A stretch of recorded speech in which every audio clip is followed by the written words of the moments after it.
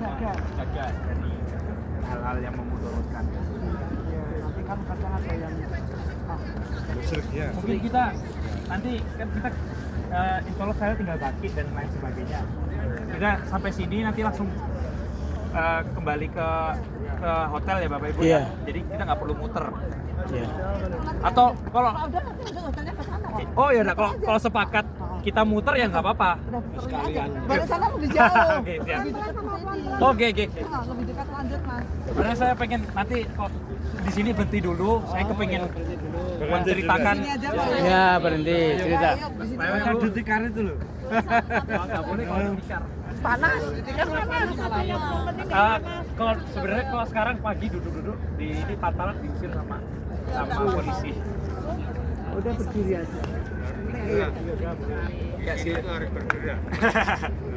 Silakan Bapak Ibu sekalian. Iya. Nah, ini mungkin saya anggap penting karena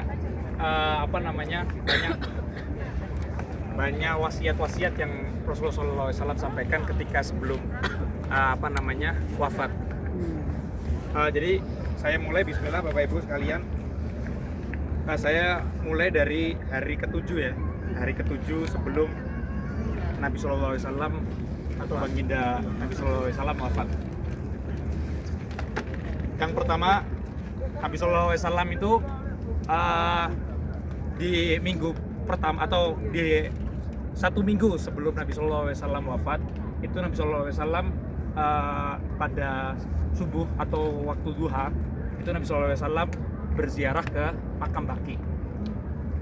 Jadi Nabi SAW punya rutinitas yang jadi sunnah beliau atau jadi kebiasaan beliau. Sunnah di sini maksudnya kebiasaan beliau, yaitu berziarah ke makam Baqi. Karena dengan beliau berziarah itu mengingat kematian, bukan untuk meminta atau berdoa kepada yang sudah meninggal, tapi diniatkan untuk mengingat kematian dan yang insya Allah kita akan menyusul seperti yang sudah ada di kuburan.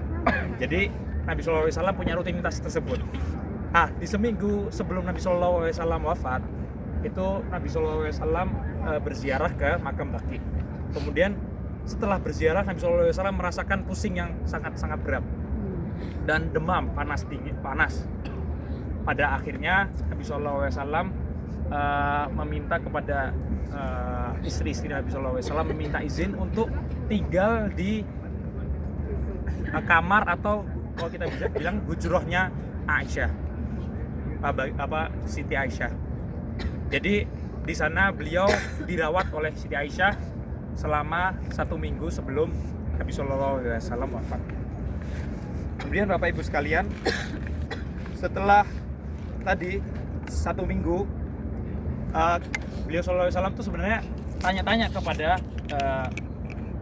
para istri. Jadi Nabi SAW masih memberikan hak istri-istri beliau. Saya boleh nggak ke kamarnya atau ke rumahnya Siti Aisyah? Dan Nabi SAW itu sebenarnya dengan nada bertanya, saya besok kemana ya?